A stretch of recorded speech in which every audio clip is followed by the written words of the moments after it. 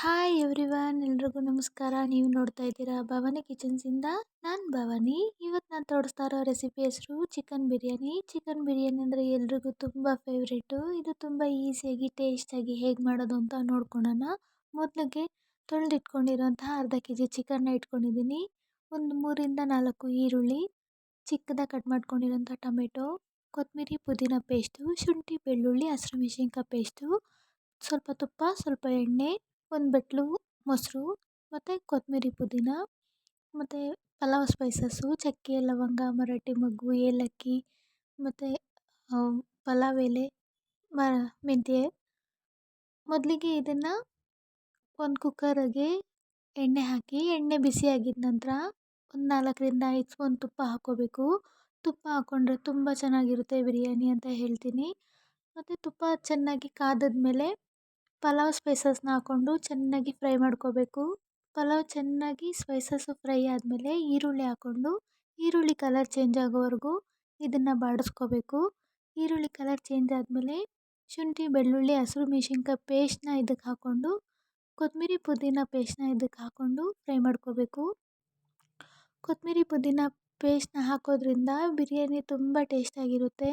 ಬಿರಿಯಾನಿ ಮತ್ತು ಮಟನ್ ಬಿರಿಯಾನಿಗೆ ಈ ಥರ ಪೇಸ್ಟ್ನ ಹಾಕ್ಕೊಂಡು ಮಾಡ್ಕೋಬೋದು, ತುಂಬ ಚೆನ್ನಾಗಿರುತ್ತೆ. ಅದು ಹಸಿ ವಾಸನೆ ಹೋದ್ಮೇಲೆ ನಾವು ತೊಳೆದಿಟ್ಕೊಂಡಿರೋಂಥ ಚಿಕನನ್ನು ಇದಕ್ಕೆ ಹಾಕ್ಕೊಂಡು ಒಂದು 2-3 ನಿಮಿಷ ಫ್ರೈ ಮಾಡಬೇಕು.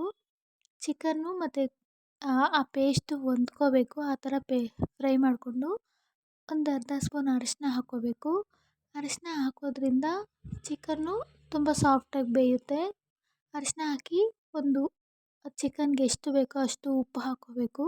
ಮೊದಲೇ ಇದಕ್ಕೆ ಉಪ್ಪು ಹಾಕ್ಕೊಂಡ್ರೆ ಚಿಕನ್ಗೆ ಉಪ್ಪು ಹಿಡಿಯುತ್ತೆ.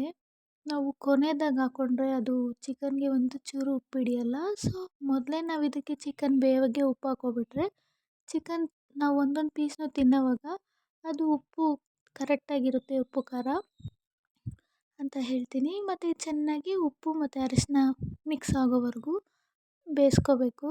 ಇದು ಒಂದು 2-3 ನಿಮಿಷ ಫ್ರೈ ಆದಮೇಲೆ ಕಟ್ ಮಾಡಿ ಇಟ್ಕೊಂಡಿರೋಂಥ ಟೊಮೆಟೊನ ಇದಕ್ಕೆ ಹಾಕ್ಕೋಬೇಕು. ಟೊಮೆಟೊನ ನಾವು ಮೊದಲೇ ಹಾಕ್ಕೊಬಿಟ್ರೆ ಟೇಸ್ಟು ಕೊಡಲ್ಲ. ಚಿಕನ್ನ ಒಂದು 10% ಬೆಂದ ಮೇಲೆ ನಾವು ಟೊಮೆಟೊ ಹಾಕಿ ಚಿಕನ್ನು ಟೊಮೆಟೊ ಎರಡೂ ಬೆಂದರೆ ಟೊಮೆಟೊ ಅಲ್ಲಿ ಬಿಡೋ ರಸ ಮತ್ತು ಚಿಕನ್ದು ಅದು ಫ್ಲೇವರ್ ಎಲ್ಲ ಚೆನ್ನಾಗಿರುತ್ತೆ. ಮತ್ತು ಇದಕ್ಕೆ ಒಂದು ಅರ್ಧ ಬಟ್ಲು ಮೊಸರು ಹಾಕ್ಕೋತಾ ಇದ್ದೀನಿ. ಮೊಸರು ಹಾಕ್ಕೊಳೋದ್ರಿಂದ ಇದು ತುಂಬ ಚೆನ್ನಾಗಿರುತ್ತೆ. ಸೊ ಮೊಸರನ್ನ ಹಾಕ್ಕೊಂಡು ಚೆನ್ನಾಗಿ ಫ್ರೈ ಮಾಡ್ಕೋಬೇಕು. ಮೊಸರು ಲಾಸ್ಟಲ್ಲೂ ಹಾಕ್ಕೋತಾರೆ ಕೆಲವರು, ಆದರೆ ಈಗ ಇದಕ್ಕೆ ಹಾಕ್ಕೊಂಡ್ರೆ ಸ್ವಲ್ಪ ಟೇಸ್ಟ್ ಇನ್ನೂ ಹೆಚ್ಚಾಗಿ ಕೊಡುತ್ತೆ.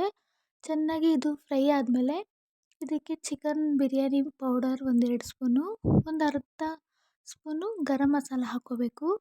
ಚಿಕನ್ ಬಿರಿಯಾನಿ ಪೌಡರ್ ಹಾಕ್ಕೊಂಡು ಗರಂ ಮಸಾಲ ಹಾಕ್ಕೊಂಡು ಇದನ್ನು ಚೆನ್ನಾಗಿ ಫ್ರೈ ಮಾಡಿಕೊಂಡು ನಾವು ನೆನೆಸಿ ತೊಳೆದು ಇಟ್ಕೊಂಡಿರುವಂತಹ ಅಕ್ಕಿನ ಇದಕ್ಕೆ ಹಾಕ್ಕೋಬೇಕು.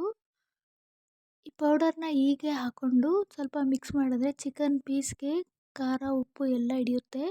ಸೊ ಈ ಥರ ಚೆನ್ನಾಗಿ ಫ್ರೈ ಮಾಡಿಕೊಂಡು ತೊಳೆದಿಟ್ಕೊಂಡಿರೋಂತಹ ಅಕ್ಕಿನ ಇದಕ್ಕೆ ಹಾಕ್ಕೋಬೇಕು.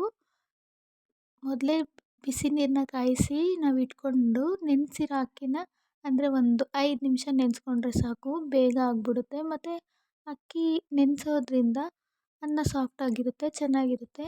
ಬಿಸಿ ನೀರನ್ನ ನಾನು ಹಾಕ್ಕೋತಾ ಇದ್ದೀನಿ. 2 ಗ್ಲಾಸ್ ಅಕ್ಕಿಗೆ 4 ಗ್ಲಾಸ್ ನೀರು ಹಾಕ್ಕೊಂಡು ಮಿಕ್ಸ್ ಮಾಡಿ ಅದಕ್ಕೆ ಕೊತ್ತಂಬರಿ ಪುದೀನ ಹಾಕ್ಕೊಂಡು ಕೊನೆಯದಾಗಿ ಇನ್ನೂ ಒಂದು 3-4 ಸ್ಪೂನ್ ತುಪ್ಪ ಹಾಕ್ಕೋತಾ ಇದ್ದೀನಿ. ತುಪ್ಪನ ಹಾಕೋದ್ರಿಂದ ತುಂಬ ಟೇಸ್ಟಾಗಿರುತ್ತೆ. ಯಾರಿಗೆ ತುಪ್ಪ ಇಷ್ಟ ಇಲ್ಲ ಅಂದ್ರೂ ಬಿರಿಯಾನಿಗೆ ಹಾಕ್ತಾರೆ ಅಂದರೆ ಅದನ್ನು ತಿನ್ನಲೇಬೇಕು ಎಲ್ರೂ. ಸೊ ಈ ಥರ ತುಪ್ಪ ಹಾಕಿ ಒಂದು 2 ನಿಮಿಷ ತಿರ್ಗಿಸಿ 2 ವಿಜಿಲ್ ನಾವು ಕೂಗಿಸ್ಕೊಂಡ್ರೆ ಬಿರಿಯಾನಿ ರೆಡಿ ಆಗುತ್ತೆ. ತುಂಬಾ ಚೆನ್ನಾಗಿದೆ ನೋಡೋಕ್ಕೆ. ನೋಡಿದ ತಕ್ಷಣ ತಿನ್ನಬೇಕು ಅಂತ ಆಸೆ ಆಗ್ತಾ ಇರುತ್ತೆ, ಅಷ್ಟು ಚೆನ್ನಾಗಿರುತ್ತೆ. ಸ್ಮೆಲ್ಲು ಮತ್ತು ಸೂಪರಾಗಿರುತ್ತೆ ಸ್ಮೆಲ್ಲು.